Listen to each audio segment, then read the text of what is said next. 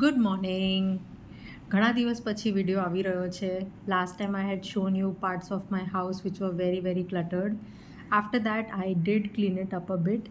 Also that was motivated because મારી friend ઘરે આવી રહી હતી. ઇટ વોઝ નોટ ચકાચક ક્લીન. આઈ હેવ ડિસાઇડેડ કે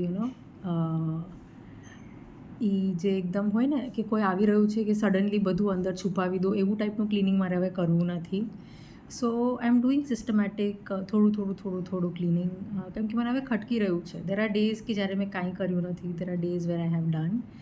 અને ટુડે ઇઝ ધ 19th અને એન્ડ ઓફ ધ મંથ સુધી I am going to keep this a practice કે રોજ 5 મિનિટ ક્લીન કરવું.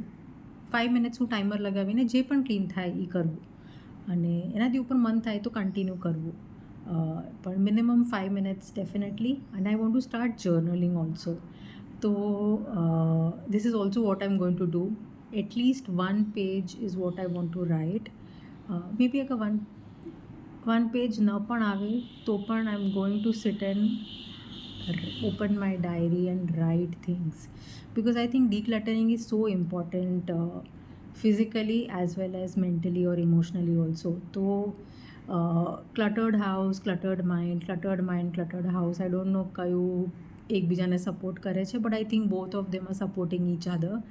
સો આઈ થોટ કે let's try and work on both, અને જોઈએ if it makes a difference.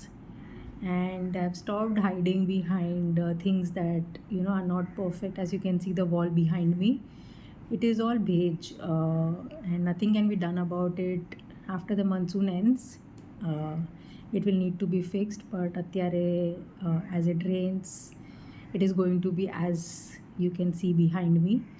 અને it might get worse also, કેમ કે ભેજ અને લીકેજ છે, બિલ્ડિંગ જૂનું છે એટલે. Thank you.